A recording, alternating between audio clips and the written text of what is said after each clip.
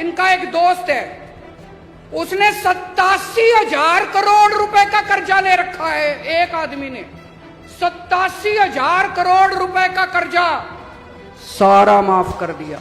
कहां से पैसा आया?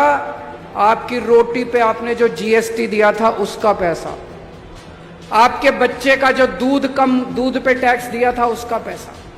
एक और दोस्त है, उसका 12,000 करोड़ रुपए का कर्जा सारा माफ कर दिया जी, सारा 10 लाख करोड़ रुपए के कर्जे माफ कर दिए इन्होंने आपके टैक्स के पैसे से। इसलिए महंगाई हो रही है। ये जितनी बात कह रहा हूं मैं सच बोल रहा हूं। अगर मैं कुछ भी झूठ बोलूंगा ये केस कर देंगे कल मेरे ऊपर।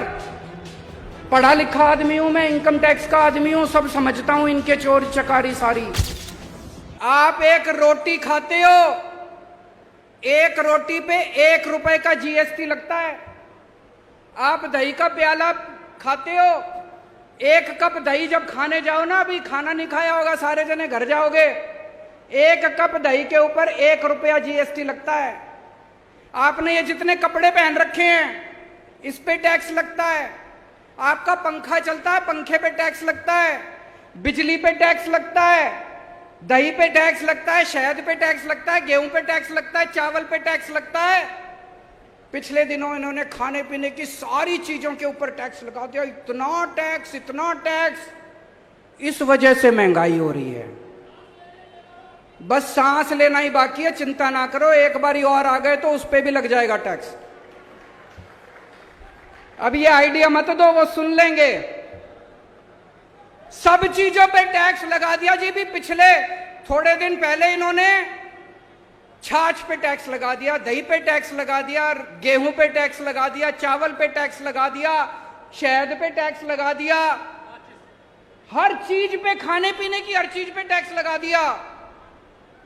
भाई साहब, अंग्रेजों ने भी खाने पीने की चीजों पे टैक्स नहीं लगाया था। तो ये इतना लाखों करोड़ों अरबों खरबों रुपया जो इनका ये टैक्स जो आप देते हो, रोटी पे देते हो, चावल पे देते हो, ये कहां जाता है? ये सारा पैसा इनके सरकार के पास जाता है। और सरकार इस अरबों खरबों रुपए का क्या करती है? मैं आपसे पूछना चाहता हूं, कोई आपके इलाके में कोई सड़क बनी हो पिछले 5-7 साल में?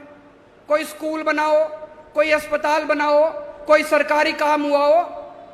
कोई दूर दूर तक सरकारी काम दिखाई नहीं देता। तो ये अरबों खरबों रुपया जा कहां रहा है? ये जा रहा है इनके दोस्तों की जेब में।